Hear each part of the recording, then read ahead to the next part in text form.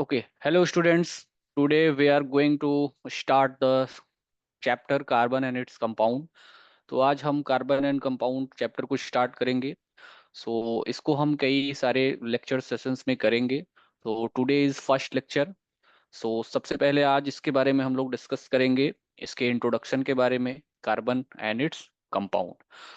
Late us start your fourth chapter of class 10th CBSE, carbon and its compound. First of all हम लोग ये इसमें discuss करना चाहेंगे कि why we are studying the carbon as a separate chapter. जैसा आप लोग को जानते हैं कि फर्स्ट चैप्टर, सेकेंड, थर्ड में ऐसा कोई नहीं है जिसके कोई एलिमेंट के नाम पे चैप्टर हो. लेकिन फोर्थ चैप्टर में आप जैसे ही पहुंचते हो आपको देखने को मिलता है कार्बन के नाम पे पूरा चैप्टर है उसके कंपाउंड्स के बारे में. तो आई थिंक बहुत सारे लोगों को पता भी होगा, it is related to the organic chemistry. तो ऑर्गेनिक केमिस्ट्री का बहुत ही बेसिक पार्ट है जिसको हम लोग आज स्टडी करने जा रहे हैं. तो मतलब आपका ऑर्गेनिक केमिस्ट्री यहीं से इंट्रोड्यूस हो रही, जो आप 11th 12th में एज ए सेपरेट बुक आप उसमें पढ़ोगे.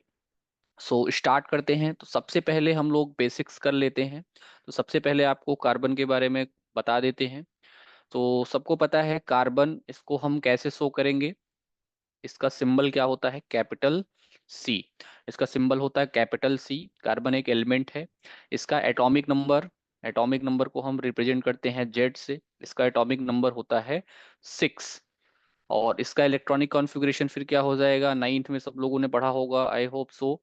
2 और 4, 2 और 4 इसका एटॉमिक स्ट्रक्चर के हिसाब से इसका इलेक्ट्रॉनिक कॉन्फ़िगरेशन हो जाएगा. इसके आउटर मोस्ट ऑर्बिट में 4 इलेक्ट्रॉन्स होते हैं.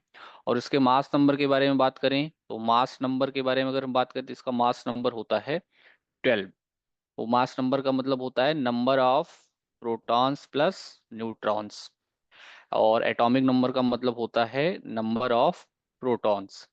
तो ये हो गया basic thing what we should know about the carbon. अब इससे आगे चलते हैं आज के टॉपिक पे कि why we need to, the question arises here, why we need to study carbon and its compound. Carbon and its compound separately. इसको हमें अलग से क्यों पढ़ना है? पूरा चैप्टर इसके बारे में हमें पढ़ना है. तो इसका मतलब है कि carbon is a very very important element and its compounds are also very important. तो इसका मतलब कार्बन बहुत ही इंपॉर्टेंट है, इसके कंपाउंड्स बहुत ही इंपॉर्टेंट हैं. इस वजह से हमें इसको एज ए सेपरेट चैप्टर पढ़ना पड़ रहा है. तो फर्स्ट टॉपिक जो इंट्रोडक्शन में हमें समझना है, इम्पोर्टेंस ऑफ द कार्बन. ये आपका पहला टॉपिक हो जाएगा, importance of the carbon and its compound. जब मैं कार्बन बोल रहा हूँ उसका मतलब कार्बन और उसके कंपाउंड्स दोनों के बारे में हम लोग बात कर रहे हैं. तो सबसे पहले अगर इसके इम्पोर्टेंस के बारे में बात करें तो सबसे पहले आपको बता दें, कार्बन और उसके कंपाउंड सारी जगहों पे प्रेजेंट हैं. It is present almost everywhere. Almost everywhere, सारी जगह पे ये प्रेजेंट है ऑलमोस्ट. फॉर एग्जाम्पल, जैसे जो कपड़े हम पहनते हैं उसमें कार्बन होता है. जो खाना हम खाते हैं फूड, उसमें कार्बन होता है. सबको पता है हमें एनर्जी मिलती है ग्लूकोज से. And glucose has the formula C6H12O6. ये इसका फॉर्मूला होता है. तो यहाँ पे देख सकते हैं ये भी एक कार्बन का कंपाउंड है, इसमें भी कार्बन प्रेजेंट है. उसके बाद जो प्लांट की बॉडी है, जो ह्यूमन की बॉडी है, उसमें भी कार्बन प्रेजेंट है. जो कॉपी पेन हम यूज कर रहे हैं उसमें भी कार्बन है ना. है कम अमाउंट में लेकिन प्रेजेंट सारी जगह है. इसका मतलब there is the wide presence of carbon. और कार्बन इसलिए जरूरी है कि सारी चीजों में है, बिना उसके काम नहीं चलने वाला है. So I hope everyone is clear with the first point. Coming towards the second one. Second one के बारे में अगर हम बात करें तो कार्बन और उसके कंपाउंड से ही जो हमारे सारे फॉसिल फ्यूल्स हैं, फॉसिल फ्यूल्स का मतलब है कि जो हमारे पास LPG, CNG, petrol, diesel, everything, petrol, diesel, जो एविएशन फ्यूल है, वो सारी चीजें जो है आपका कार्बन और उसके कंपाउंड से बनता है। मीथेन, ईथेन, ऑक्टेन, ब्यूटेन, यही सारी चीजें रहती हैं इन सब में। तो जितने भी फॉसिल फ्यूल्स हैं जो हमारे क्या हैं, प्राइमरी एनर्जी के सोर्सेस हैं, प्राइमरी एनर्जी के सोर्सेस हैं, इनके बिना हमारा काम नहीं चल सकता है। अगर हमारे पास फॉसिल फ्यूल्स नहीं है तो there will be the permanent stoppage in the country, सारी इंडस्ट्री बंद हो जाएंगी, सारे vehicles, automobile sectors will be stopped. तो इसका मतलब सारी के सारे जो हमारे फॉसिल फ्यूल्स हैं वो कार्बन से ही बने होते हैं और उनसे हमें इतना यूज मिलता है। थर्ड पॉइंट के बारे में अगर हम बात करें तो carbon is present in atmosphere in the form of CO2 gas, carbon dioxide gas के फॉर्म में ये प्रेजेंट है, सबको पता है। और ये अर्थ के क्रस्ट में यानी मिट्टी में भी ये प्रेजेंट है ना। तो कार्बन यहाँ पे 0.04% है आपका एटमॉस्फियर में और 0.03% है आपका स्वैल में।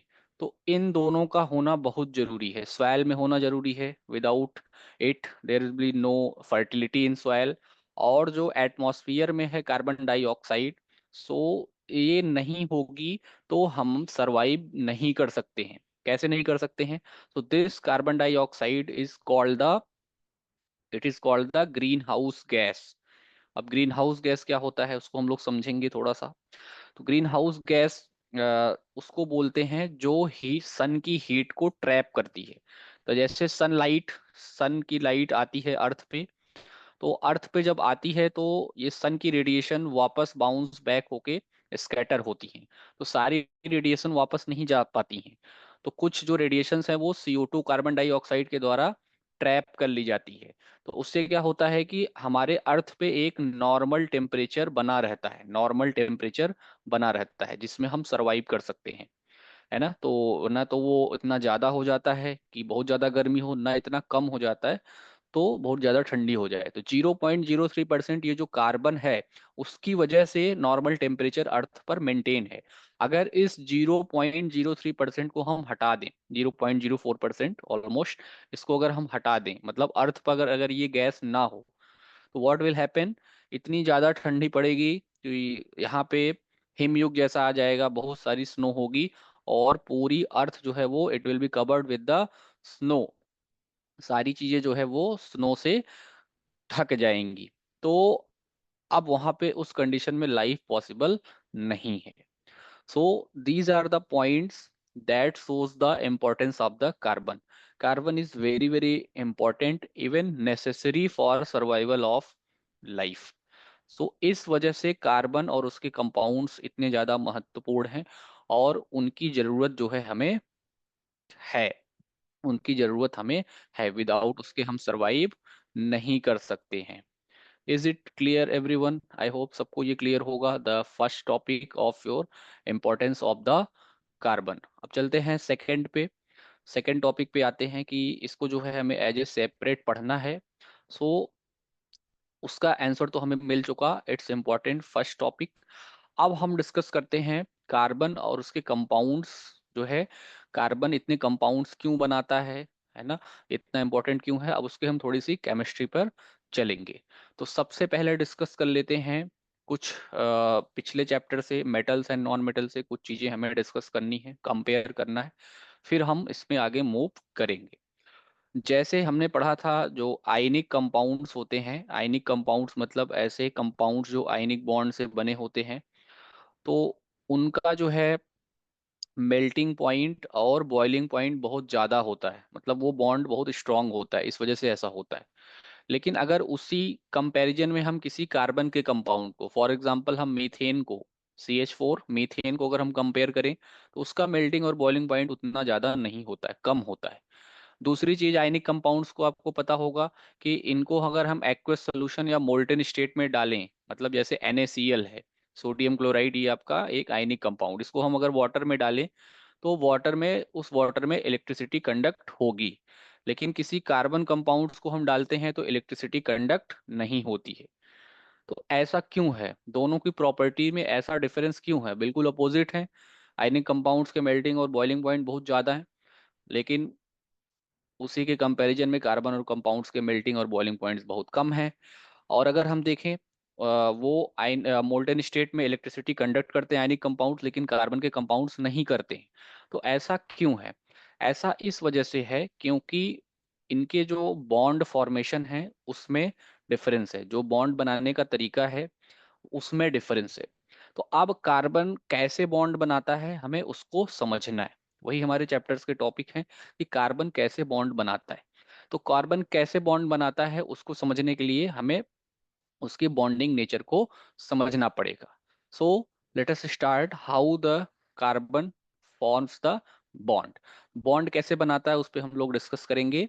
So your topic will be bond formation in carbon. Bond formation in carbon. Carbon में बॉन्ड फॉर्मेशन कैसे होती है? तो कार्बन का जैसे मैंने बेसिक इंट्रोडक्शन में बताया था, एटॉमिक नंबर 6 होता है, इलेक्ट्रॉनिक कॉन्फ़िगरेशन 2 और 4 होता है। अगर हम इसके स्ट्रक्चर के बारे में बात करें तो बीच में न्यूक्लियस हो गया, और उसके बाद पहला ऑर्बिट और दूसरा ऑर्बिट। तो पहले ऑर्बिट में 2 इलेक्ट्रॉन, और आउटर मोस्ट ऑर्बिट जिसको हम वैलेंस शेल भी बोलते हैं उसमें 4 इलेक्ट्रॉन हैं। 4 इलेक्ट्रॉन है, यहाँ से आप देख सकते हैं। आप देखिए, एज वी ऑल नो, सारे एलिमेंट्स क्या चाहते हैं, उनके आउटर मोस्ट ऑर्बिट में कितने इलेक्ट्रॉन हो जाएं, 8 इलेक्ट्रॉन हो जाएं या 2 इलेक्ट्रॉन हो जाएं। तो ऐसी कॉन्फ़िगरेशन को हम क्या बोलते हैं, नोबल गैस कॉन्फ़िगरेशन। ऐसी कॉन्फ़िगरेशन को हम क्या बोलते हैं, नोबल गैस कॉन्फ़िगरेशन। क्योंकि सारे एलिमेंट यही चाहते हैं कि उनके आउटर मोस्ट ऑर्बिट में 2 या 8 इलेक्ट्रॉन हो जाए। इसी वजह से वो दूसरे से रिएक्ट करते हैं और बॉन्ड बनाते हैं। तो अब यही केस यहाँ कार्बन पे भी अप्लाई होगा। कार्बन के आउटर मोस्ट ऑर्बिट में 4 इलेक्ट्रॉन हैं। ये क्या ट्राई करना चाहेगा, ये ट्राई करना चाहेगा या तो 2 हो जाए या तो 8 हो जाए। यही दो चीजें ये करना चाहता है। मोस्टली जो हीलियम के बाद एटम आते हैं वो ये चाहते हैं कि 8 इलेक्ट्रॉन हो जाए, 8 electron is the most stable state, या 2 इलेक्ट्रॉन हो जाए। तो अब हम इसमें देखते हैं कि इसके पास क्या तरीके हैं, what are the options present. इसके पास 2 ऑप्शंस हैं। लेट अस चेक क्या ये पॉसिबल है, 2 ऑप्शंस हैं। तो देखिए पहला ऑप्शन क्या है, पहला ऑप्शन इसके पास ये है कि ये जो 4 इलेक्ट्रॉन है, 4 इलेक्ट्रॉन ये गेन कर ले, मतलब 4 इलेक्ट्रॉन कहीं से ले ले। तो 4 बाहर से आ जाएंगे तो बाहर कितने हो जाएंगे, 8 हो जाएंगे, और इसका ऑक्टेट पूरा हो जाएगा। तो क्या ये पॉसिबल है, लेट अस डिस्कस इट। क्या ये पॉसिबल है? अगर ये 4 इलेक्ट्रॉन लेगा तो क्या बन जाएगा, C4 माइनस, एनायन बन जाएगा। 4 इस पे नेगेटिव चार्ज आएगा, सबको पता है। अगर किसी एटम पर इलेक्ट्रॉन आता है तो इट बिकम्स द एनायन, उस पर नेगेटिव चार्ज आता है। तो देखते हैं क्या ये कंडीशन स्टेबल होगी। ध्यान से इसको समझेंगे। अगर ये 4 इलेक्ट्रॉन लेगा तो अब इसके पास टोटल इलेक्ट्रॉन कितने हो जाएंगे। अभी देखिए, अभी स्टार्टिंग में जब इसने किसी इलेक्ट्रॉन को नहीं लिया है तो कितने इलेक्ट्रॉन है, 6 इलेक्ट्रॉन है। इसका एटॉमिक नंबर 6 है, मतलब 6 इलेक्ट्रॉन है। अब ये 4 इलेक्ट्रॉन लेगा तो कितने इलेक्ट्रॉन हो जाएंगे, 10 इलेक्ट्रॉन हो जाएंगे टोटल। इलेक्ट्रॉन पे होता है नेगेटिव चार्ज। और प्रोटॉन इसके पास कितना रहेंगे, जितना इलेक्ट्रॉन होता है उतना प्रोटॉन होता है। तो पहले इलेक्ट्रॉन कितना था, 6, तो प्रोटॉन भी कितना होगा, 6। लेकिन इसने 4 एक्स्ट्रा ले लिया है। और प्रोटॉन पे कैसा होता है, पॉजिटिव चार्ज। तो जब ये 4 इलेक्ट्रॉन लेगा तो इसके इलेक्ट्रॉन 10 हो जाएंगे, प्रोटॉन 6 ही रहेंगे। और इलेक्ट्रॉन पे नेगेटिव चार्ज है, प्रोटॉन पे पॉजिटिव चार्ज है, और दोनों चार्ज बराबर होते हैं। ये नेगेटिव वाला चार्ज ज्यादा हो जाएगा। जब नेगेटिव वाला चार्ज ज्यादा हो जाएगा ये प्रोटॉन्स को बाहर खींचने लगेगा, अपनी तरफ अट्रैक्ट करने लगेगा। तो क्या 10 इलेक्ट्रॉन की पावर ज्यादा नहीं होगी, 6 प्रोटॉन से हो जाएगी। इस वजह से ये कंडीशन स्टेबल नहीं है। इस वजह से ये बॉन्ड स्टेबल नहीं है, ऐसा ये नहीं कर सकता है, क्योंकि इम्बैलेंस हो जा रहा है, imbalance of forces is occurring here. और दूसरा क्वेश्चन ये भी है कि इसको 4 इलेक्ट्रॉन देगा कौन, ये भी क्वेश्चन है एक साथ। तो इसका मतलब ये ऑप्शन उसके पास पॉसिबल नहीं है।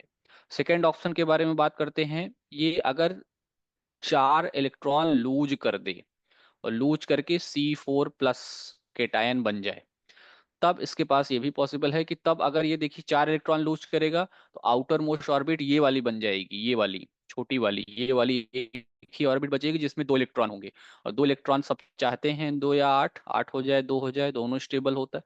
तो ये 2 हो जाएगा और ये स्टेबल हो जाएगा। तो क्या ये स्टेबल होगा, क्या ये पॉसिबल है, इसको भी चेक कर लेते हैं, ध्यान से समझेंगे। स्टार्टिंग में क्या है, 6 प्रोटॉन है, 6 इलेक्ट्रॉन है। जैसे ही ये 4 इलेक्ट्रॉन लूज करेगा तो कितने इलेक्ट्रॉन बचेंगे, 2 इलेक्ट्रॉन। और प्रोटॉन कितने हैं, 6। फिर से वही कंडीशन हो जाएगी, अब की बार प्रोटॉन ज्यादा हो जाएगा, पॉजिटिव चार्ज ज्यादा हो जाएगा, नेगेटिव चार्ज कम हो जाएगा, और ये कंडीशन स्टेबल नहीं होगी। तो इसका मतलब इसके लिए ये भी पॉसिबल नहीं है। सेम तरीके से दूसरा क्वेश्चन आता है कि ये 4 इलेक्ट्रॉन लूज करेगा तो इसका 4 इलेक्ट्रॉन लेगा कौन, ये भी क्वेश्चन आता है, तो वो भी पॉसिबल नहीं है। इसका मतलब हम ये समझ पा रहे हैं कि यहाँ पे कार्बन जो है ना तो इलेक्ट्रॉन डोनेट कर सकता है, ना तो इलेक्ट्रॉन ये एक्सेप्ट कर सकता है, दोनों कंडीशन में ये बॉन्ड नहीं बना सकता है। तो इसका मतलब फिर इसमें बॉन्ड कैसे बनेगा, बॉन्ड कैसे बनेगा ये हमें समझना है, कि फिर बॉन्ड बनेगा कैसे, what will be the procedure, what will be the phenomenon, bond इसमें कैसे बनेगा। अब जैसा हमें पता है आयनिक बॉन्ड में क्या होता है, इलेक्ट्रॉन्स ट्रांसफर हो जाते हैं। जैसे NaCl है, सोडियम क्लोराइड है, तो इसमें क्या होता था कि सोडियम का इलेक्ट्रॉनिक कॉन्फ़िगरेशन 2, 8 और 1। क्लोरीन का कितना होता है, 2, 8 और 7, 17 होता है इसका एटॉमिक नंबर, और 11 होता है इसका। तो यहाँ पे क्या होता है, अगर सोडियम 1 इलेक्ट्रॉन लूज करेगा तो इसका ऑक्टेट पूरा हो जाएगा, और क्लोरीन 1 इलेक्ट्रॉन लेगा तो इसका ऑक्टेट पूरा हो जाएगा, इसका 8 हो जाएगा, इसका भी 8 हो जाएगा। इस तरीके से ये दोनों क्या करते हैं, सोडियम क्या करता है, अपना 1 इलेक्ट्रॉन इसको दे देता है, तो सोडियम पे प्लस चार्ज आता है, क्लोरीन पे एक माइनस चार्ज आता है, और अपोजिट चार्जेस की वजह से एक फोर्स ऑफ अट्रैक्शन डेवलप हो जाता है, जिसको हम बोलते हैं आयनिक बॉन्ड। तो इस तरीके से आयनिक बॉन्ड में क्या होता है, इलेक्ट्रॉन ट्रांसफर हो जाता है, कोई एक इलेक्ट्रॉन देता है, दूसरा उसको एक्सेप्ट कर लेता है, ये पॉसिबल हो जाता है। तो ऐसे बॉन्ड को हम बोलते हैं आयनिक बॉन्ड, लेकिन कार्बन में ऐसा पॉसिबल नहीं है। कार्बन के पास ऐसी एक यूनिक कंडीशन है, उसके पास 4 इलेक्ट्रॉन हो गए, ना ये 4 ले पा रहा है, ना ये 4 दे पा रहा है, बिल्कुल फंस गया है मामला। तो अब ये कार्बन क्या करेगा, कैसे ये बॉन्ड बनाएगा इसको, क्योंकि स्टेबिलिटी तो चाहिए ही, 8 इलेक्ट्रॉन होने ही चाहिए, स्टेबिलिटी तो चाहिए ही। तो अब ये 8 इलेक्ट्रॉन कैसे करेगा, या 2 इलेक्ट्रॉन अपना कैसे आउटर मोस्ट ऑर्बिट में बनाएगा, ये क्वेश्चन है, क्योंकि दोनों ऑप्शंस यहाँ पे खत्म हो जाते हैं, ना तो ये 4 इलेक्ट्रॉन लूज कर पाता है, ना ये 4 इलेक्ट्रॉन जो है वो एक्सेप्ट कर पाता है। तो अब क्वेश्चन आता है कि कार्बन ये फिर बॉन्ड कैसे बनाएगा। ठीक है, तो अब कार्बन बॉन्ड कैसे बनाता है, एक बीच का रास्ता निकालता है। सो अब बॉन्ड फॉर्मेशन इन कार्बन हमें समझना है। तो ये आपके सामने मैं यहाँ पे क्वेश्चन छोड़ के जा रहा हूँ, आपको सोचना है कि फिर कार्बन कैसे बॉन्ड बनाता है, क्योंकि अब कार्बन कैसे बॉन्ड बनाएगा we will discuss in the next session, जो बहुत इंटरेस्टिंग होगा। सो इसके बाद हम लोग वही स्टार्ट करेंगे, कार्बन इस प्रॉब्लम का सोल्यूशन कैसे निकालता है। Okay, so that's all for this session. अब हम मिलेंगे नेक्स्ट सेशन में इस क्वेश्चन को सॉल्व करने के लिए। Okay, so thank you everyone.